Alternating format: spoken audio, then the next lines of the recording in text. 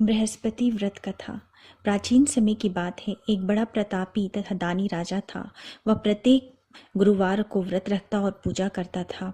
यह उसकी रानी को अच्छा नहीं लगता था। न ही वो व्रत रखती और न ही किसी को एक पैसा दान देती। राजा को भी ऐसा करने से मना करती थी। एक समय की बात है कि राजा शिकार खेलने के लिए वन में चले गए। घर पर रानी और दासी अकेली थी। उस समय गुरु बृहस्पति साधु का रूप धारण कर राजा के दरवाजे पे भिक्षा मांगने आए। साधु ने रानी से भिक्षा मांगी तो वह कहने लगी, हे साधु महाराज, मैं इस दान और पुण्य से तंग आ चुकी हूँ। आप कोई ऐसा उपाय बताइए जिससे यह सारा धन नष्ट हो जाए और मैं आराम से रह सकूं। साधु रूपी बृहस्पति देव ने कहा, हे देवी, तुम बड़ी विचित्र हो। संतान और धन के लिए भी कोई दुखी होता है। अगर तुम्हारे पास धन अधिक है तो उसे शुभ कार्यों में लगाओ जिससे तुम्हारे दोनों लोग सुधरें। परंतु साधु की यह बात रानी को खुश नहीं कर पाई। उसने कहा, मुझे ऐसे धन की आवश्यकता नहीं जिसे मैं दान दे सकूं, जिसको संभालने में मेरा सारा समय नष्ट हो जाए। साधु ने कहा, यदि तुम्हारी यही इच्छा है तो जैसा मैं कहता हूँ वैसा करना। बृहस्पति के दिन तुम घर को गोबर से लीपना, अपने केशों को पीली मिट्टी से धोना, केशों को धोते समय स्नान करना, राजा से भी हजामत बनाने को कहना, भोजन में मांस मदिरा खाना, कपड़ा धोबी को धुलने के लिए देना। इस प्रकार 7 बृहस्पतिवार करने से तुम्हारा समस्त धन नष्ट हो जाएगा। इतना कहकर साधु बने बृहस्पति देव अंतर्ध्यान हो गए। साधु के कहे अनुसार करते हुए अभी रानी को 3 ही बृहस्पतिवार बीते थे कि उसकी समस्त संपत्ति नष्ट हो गई। भोजन के लिए परिवार तरसने लगा। एक दिन राजा रानी से बोले, हे रानी, तुम यहीं रहो, मैं दूसरे देश को जाता हूँ, क्योंकि यहाँ मुझे सभी जानते हैं, इसलिए मैं कोई छोटा काम नहीं कर सकता। ऐसा कहकर राजा परदेश चला गया। वहां वह जंगल से लकड़ी काट कर लाता और शहर में बेचता। इस तरह वह अपना जीवन व्यतीत करने लगा। इधर राजा के बिना रानी और दासी दुखी रहने लगी। एक समय जब रानी और दासी को 7 दिनों तक बिना भोजन के रहना पड़ा, तब रानी ने अपनी दासी से कहा, हे दासी, पास ही के नगर में मेरी बहन रहती है, वह बड़ी धनवान है, तो उसके पास जा और कुछ खाने को ले आ, जिससे हमारा थोड़े दिन तक गुजर बसर हो सके। दासी रानी के बहन के पास गई। उस दिन बृहस्पतिवार था। रानी की बहन उस समय बृहस्पतिवार की कथा सुन रही थी। दासी ने रानी की बहन को अपनी रानी का संदेश दिया, लेकिन रानी की बहन ने उससे कोई उत्तर नहीं दिया। जब रानी की बहन से कोई उत्तर नहीं मिला तो वह बहुत दुखी हुई। उसे क्रोध भी आया। दासी ने वापस आकर रानी को सारी बात सुना डाली। सुनकर रानी ने अपने भाग्य को कोसा। उधर रानी की बहन ने सोचा कि मेरी बहन की दासी आई थी, परंतु मैं उसे कोई उत्तर नहीं दे पाई, उससे वह बहुत दुखी हुई होगी। कथा सुनकर और पूजा समाप्त कर वह अपनी बहन के घर गई और कहने लगी, हे बहन, मैं बृहस्पतिवार का व्रत कर रही थी। तुम्हारी दासी गई थी, परंतु जब तक कथा सुनते हैं तब तक न उठते हैं और न ही बोलते हैं, इसलिए मैं नहीं बोली। कहो दासी क्यों गई थी? रानी बोली, बहन, हमारे घर अनाज नहीं था। ऐसा कहते कहते रानी की आंखें भर आई। उसने दासी समेत भूखे रहने की बात भी अपनी बहन को विस्तार पूर्वक कह सुनाई। रानी की बहन बोली, बहन देखो, बृहस्पति देव भगवान सबकी मनोकामना पूर्ण करते हैं। देखो, शायद तुम्हारे घर में अनाज रखा हो। यह सुनकर दासी घर के अंदर गई तो वहां उसे एक घड़ा अनाज से भरा हुआ मिला। उसे बड़ी हैरानी हुई। उसने एक एक बर्तन देख लिया था। उसने बाहर आकर रानी को बताया। दासी रानी से कहने लगी, हे रानी, जब आपको भोजन नहीं मिलता तो हम व्रत ही करते हैं, इसलिए क्यों न इनसे व्रत की कथा की विधि पूछ ली जाए, हम भी व्रत किया करेंगे। दासी के कहने पर रानी ने अपनी बहन से बृहस्पतिवार की व्रत की कथा की विधि पूछी और उसकी बहन ने बताया, बृहस्पतिवार के व्रत में चने की दाल और मुनक्का से विष्णु भगवान का केले के जड़ में पूजन करें, एक दीपक जलाएं, पीला भोजन करें तथा कथा सुने। इससे गुरु भगवान प्रसन्न होते हैं, मनोकामना पूर्ण करते हैं। व्रत और पूजन की विधि बताकर रानी की बहन अपने घर को लौट आई। रानी और दासी दोनों ने निश्चय किया कि बृहस्पति देव भगवान का पूजन जरूर करेंगे। 7 रोज बाद जब बृहस्पतिवार आया तो उन्होंने व्रत रख घुड़साल से जाकर चना और गुड़ बिन कर लाई तथा उसकी दाल से केले के जड़ तथा विष्णु भगवान का पूजन किया। अब पीला भोजन कहाँ से आए? दोनों बड़ी दुखी हुई, परंतु उन्होंने व्रत किया था, इसलिए बृहस्पति देव भगवान प्रसन्न थे। एक साधारण व्यक्ति के रूप में वे 2 थाल में सुंदर पीला भोजन लेकर आए और दासी को देकर बोले, हे दासी, यह भोजन तुम्हारे लिए और तुम्हारी रानी के लिए है, इससे तुम दोनों ग्रहण करना। दासी भोजन पाकर बहुत प्रसन्न हुई। उसने रानी को सारी बात बताई। उसके बाद वे दोनों प्रत्येक बृहस्पतिवार को गुरु भगवान का व्रत करने और पूजन करने लगी। बृहस्पति भगवान की कृपा से उनके पास धन आ गया।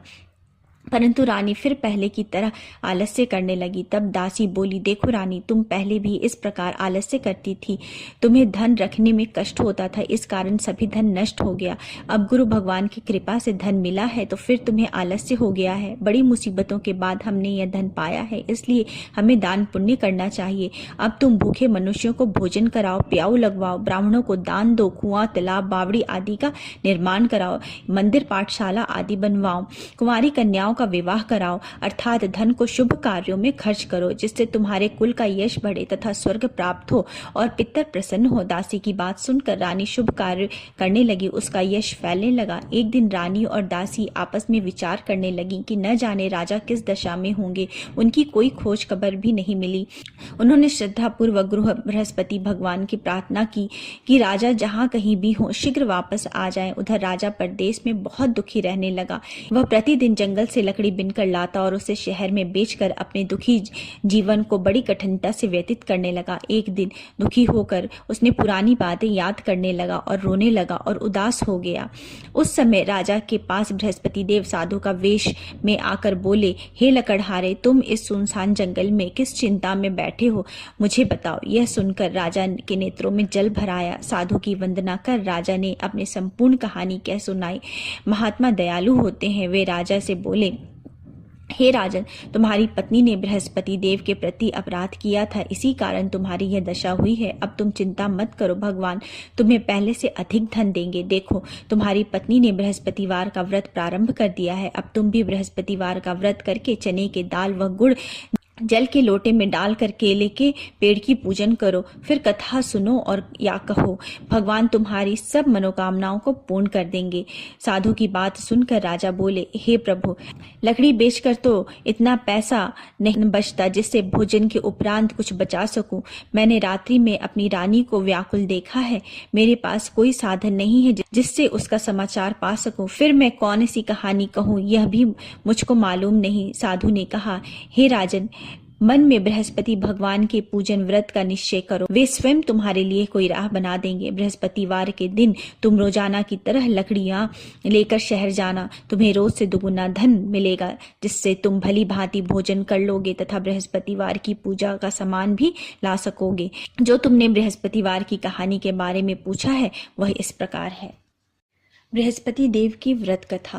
प्राचीन काल में एक बहुत ही निर्धन ब्राह्मण था। उसकी कोई संतान नहीं थी। वह नित्य पूजा पाठ करता था। उसकी स्त्री न स्नान करती थी और न ही किसी देवता का पूजन करती थी। इस कारण ब्राह्मण देवता बहुत दुखी रहते थे। भगवान की कृपा से ब्राह्मण के यहाँ एक कन्या उत्पन्न हुई। कन्या बड़ी होने लगी। प्रातः स्नान करके वह भगवान विष्णु का जप करती थी। बृहस्पतिवार का व्रत भी करने लगी। पूजा पाठ समाप्त कर पाठशाला जाती और अपनी मुट्ठी में जौ भर के ले जाती थी और पाठशाला के मार्ग में डालती जाती। लौटते समय वही जौ स्वर्ण के हो जाते थे और उनको बीनकर वो घर ले आती। एक दिन वह बालिका सूप में सोने के जौ को फटक कर साफ कर रही थी। तभी उसकी माँ ने देख लिया और कहा कि हे बेटी, सोने के जौ को फटकने के लिए सोने का सूप होना चाहिए। दूसरे दिन गुरुवार था। कन्या ने व्रत रखा और बृहस्पति देव से सोने के सूप देने की प्रार्थना की। बृहस्पति देव ने उसकी प्रार्थना स्वीकार कर ली। रोजाना की तरह वह कन्या जौ फैलाती हुई पाठशाला चली गई। पाठशाला से लौटते वक्त जब वह जौ बिन रही थी तो बृहस्पति देव की कृपा से उसे सोने का सूप मिला। उसे वह घर ले आई और उससे जौ साफ करने लगी, परंतु उसकी माँ का वही ढंग रहा। एक दिन की बात है, कन्या सोने के सूप में जौ साफ कर रही थी। उस समय उस नगर का राजकुमार वहां से निकला। कन्या के रूप और कार्य को देखकर वह उस पर मोहित हो गया। राजमहल में आकर वह भोजन तथा जल त्याग कर उदास होकर लेट गया। राजा को जब राजकुमार द्वारा अन्य जल त्यागने का समाचार ज्ञात हुआ तो वे मंत्रियों के साथ अपने पुत्र के पास आ पहुंचे और कारण पूछने लगे। राजकुमार ने राजा को उस लड़की के घर का पता भी बता दिया। मंत्री उस लड़की के घर गए। मंत्री ने ब्राह्मण के समक्ष राजा की ओर से निवेदन किया। कुछ दिन बाद ब्राह्मण की कन्या का विवाह राजकुमार के साथ संपन्न हुआ। कन्या के घर से जाते ही ब्राह्मण के घर में पहले की भांति गरीबी का निवास हो गया। एक दिन दुखी होकर ब्राह्मण अपनी पुत्री से मिलने गए। बेटी ने पिता की अवस्था को देखा और अपनी माँ का हाल पूछा। ब्राह्मण ने सभी हाल विस्तार पूर्वक सुनाया। कन्या ने बहुत सा धन देकर अपने पिता को विदा कर दिया, लेकिन कुछ दिन के बाद वही हाल हो गया। ब्राह्मण फिर अपनी कन्या के यहाँ गए और सभी हाल अपनी पुत्री को कह सुनाया। पुत्री बोली, हे पिताजी, आप माताजी को यहाँ लिवा लाओ, मैं उन्हें वह विधि बता दूंगी जिससे गरीबी दूर हो जाएगी। ब्राह्मण देवता अपनी स्त्री को साथ लेकर अपनी पुत्री के पास राजमहल में पहुंचे तो पुत्री ने अपनी माँ को बहुत समझाया। वो बोली, हे माँ, तुम प्रातःकाल स्नान आदि करके विष्णु भगवान का पूजन करो तो सब दरिद्रता दूर हो जाएगी। परंतु उसकी माँ ने उसकी एक भी बात नहीं मानी। वह प्रातःकाल उठकर अपनी पुत्री की बची जूठन खा लेती थी। एक दिन उसकी पुत्री को बहुत गुस्सा आया। उसने अपनी माँ को एक कोठरी में बंद कर दिया। प्रातः उसे स्नान आदि करा के पूजा पाठ करवाया तो उससे उसकी माँ की बुद्धि ठीक हो गई।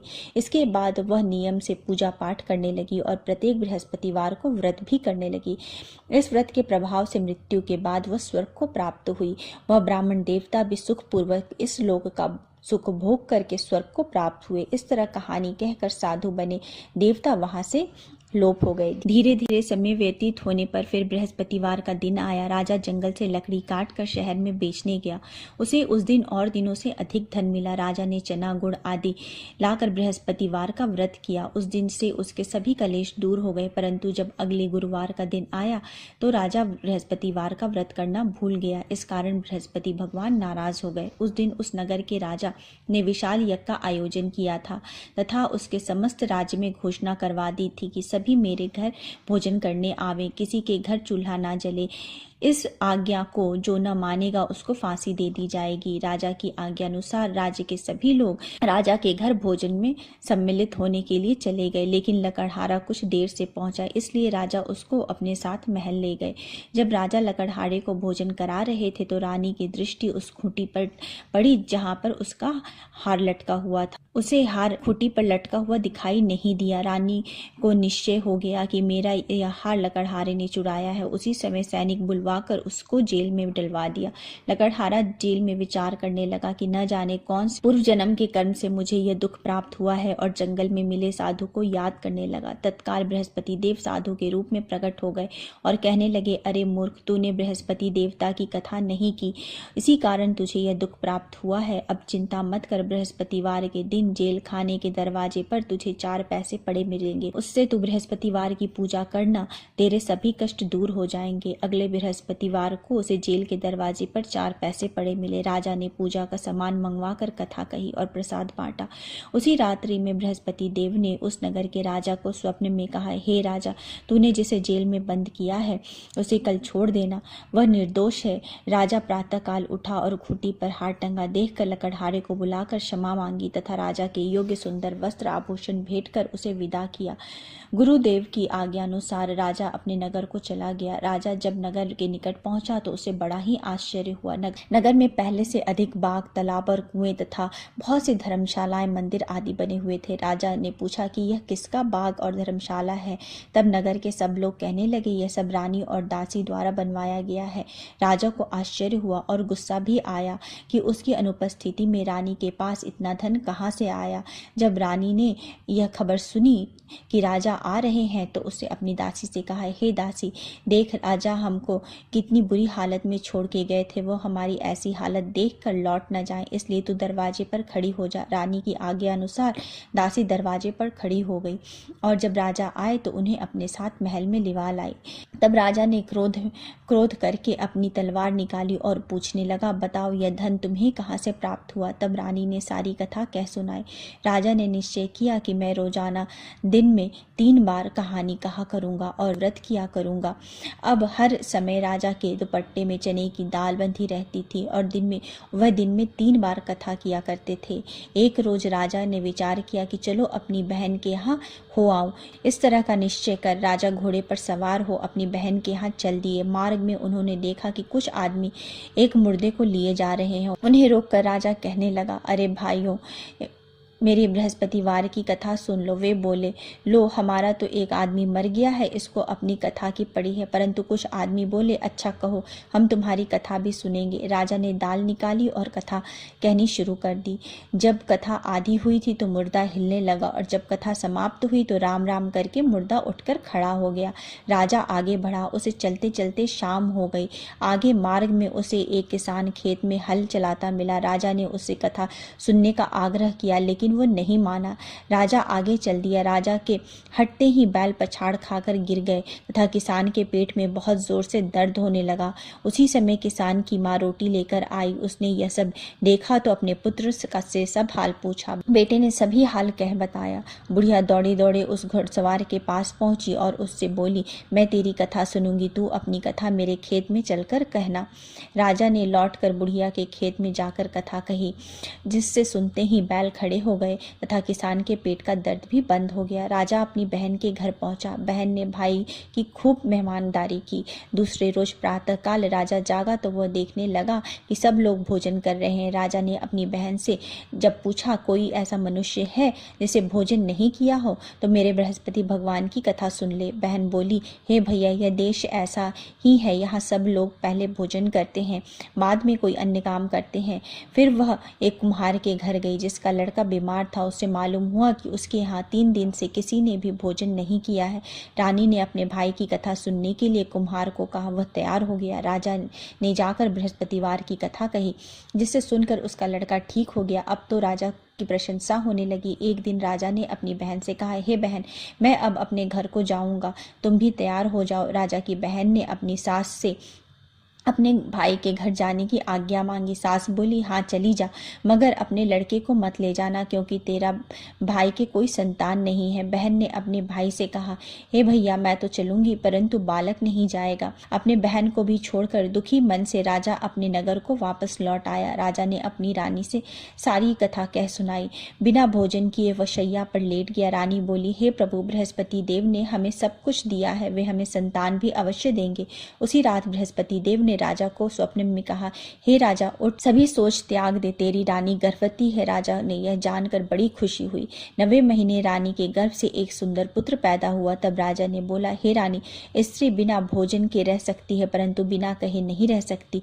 जब मेरी बहन आए तो तुम उससे कुछ मत कहना। रानी ने हाँ कर दी। जब राजा की बहन ने यह शुभ समाचार सुना तो वह बहुत खुश हुई और विदाई देने के लिए भाई के यहाँ आई। रानी ने तब उसे आने का उलाहना दिया। जब भाई आपके साथ ला रहे थे तब टाल गई, उनके साथ न आई और आज अपने आप ही भागी भागी बिना बुलाए आ गई। तो राजा की बहन बोली, भाई, मैं इस प्रकार न कहती तो तुम्हारे घर औलाद कैसे होती। बृहस्पति देव सभी कामनाओं को पूर्ण करते हैं। जो सद्भावना पूर्वक बृहस्पतिवार का व्रत करता है एवं कथा पढ़ता है तथा सुनता है और दूसरों को सुनाता है, बृहस्पति देव उसकी सभी मनोकामनाओं को पूर्ण करते हैं, उसकी सदैव रक्षा करते हैं। जो संसार में सद्भावना से गुरुदेव का पूजन करते हैं एवं व्रत सच्चे हृदय से करते हैं, उनकी सभी मनोकामनाएं वैसे ही पूर्ण होती है। जैसे सच्ची भावना से रानी और राजा ने बृहस्पतिवार की कथा का गुणगान किया तो उनकी सभी मनोकामनाएं बृहस्पति देव ने पूर्ण की। अनजाने में भी बृहस्पति देव की अपेक्षा न करें, ऐसा करने से सुख शांति नष्ट हो जाती है। इसलिए सबको कथा सुनने के बाद प्रसाद लेकर जाना चाहिए। हृदय में उनका मनन करते हुए जयकारा बोलना चाहिए। बोलो श्री बृहस्पति भगवान की जय। बोलो श्री विष्णु भगवान की जय।